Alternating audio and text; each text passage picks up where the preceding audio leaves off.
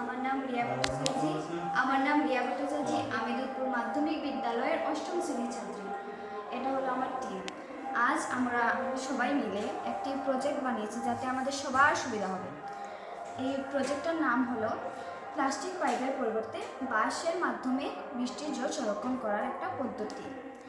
এতে আমরা সবাই জানি যে বাড়িঘরে সবার বাড়িতে বৃষ্টির জল সংরক্ষণ করা হয়, কিন্তু এই বৃষ্টির জল সংরক্ষণের সময় আমরা যদি প্লাস্টিকের পাইপের পরিবর্তে এই বাঁশগুলো ব্যবহার করি তাহলে আমাদের পরিবেশ দূষণও ঘটবে না, আমাদের আরও সুস্থ জল পাবো। কারণ প্লাস্টিক পাইপ যেটা কোনো জায়গায় রাখলে বা ফেললে এটা নষ্ট হয় না বা কিচ্ছু হয় না, এটা যে জায়গা আছে এটা দিতে হবে। আর আমরা মাটির যে জলটা আছে এই জলটারে মানে জল ধারণ ক্ষমতা একটু কমায়, তার লিগা এটা যদি না ব্যবহার করি, আমরা যদি এটা ব্যবহার করি এটা হলো একটা ভালো জিনিস। কারণ এটার মাধ্যমে এটা জায়গাতে রাখলে এটা পচা মাটির লগে মিশে একটা সারও হয়ে যায়।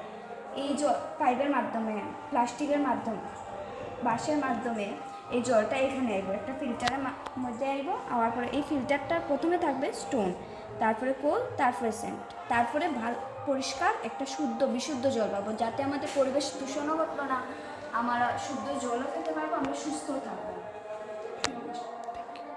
নমস্কার।